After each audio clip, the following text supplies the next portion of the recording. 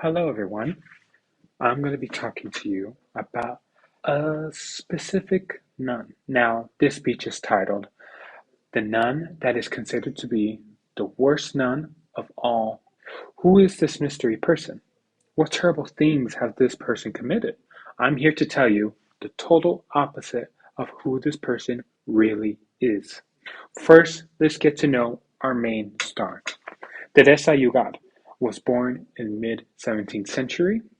Being born in a separate family and living a comfortable life given by her grandfather.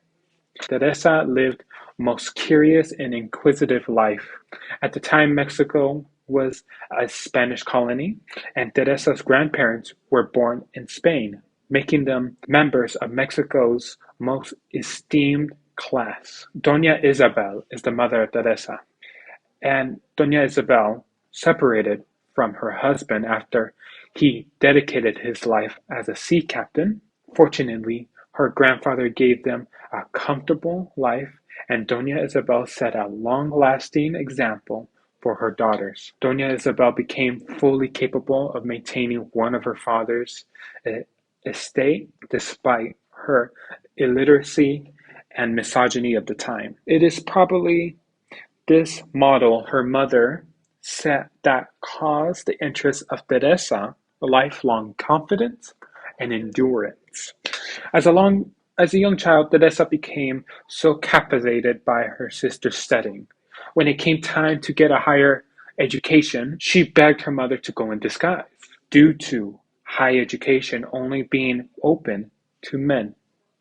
Teresa never got a chance to go back to achieve what she wanted, but found comfort in her grandfather's library. In her teen life, she had a great grasp of philosophical debate, Latin, and the Aztec language Nahuatl. Teresa's advanced knowledge gained the attention of the royal court in Mexico City.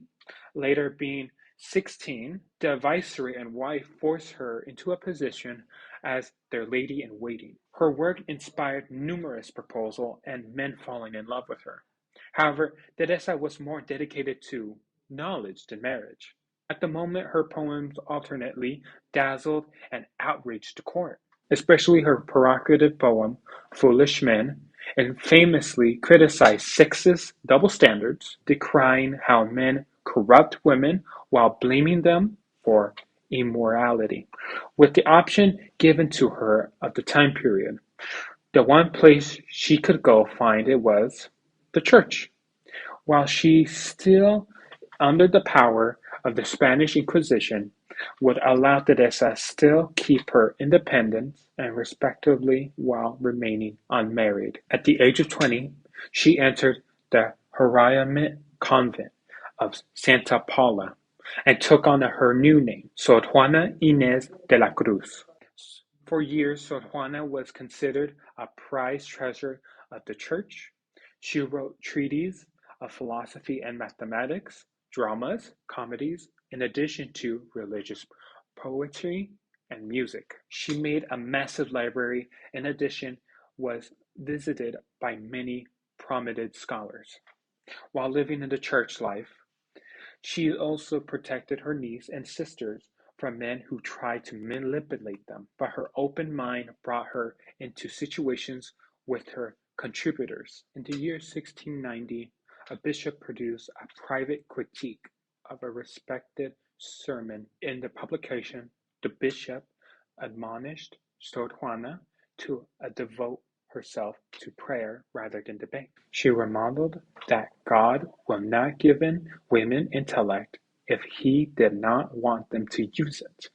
The quarrel caught the eye of the conservative Archbishop of Mexico. Sor Juana was stripped of her prestige, forced her to sell her books, and give up writing altogether.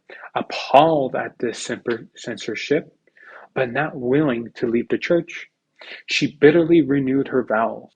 In the last act of defense, she signed them, I, the worst of all, in her own blood.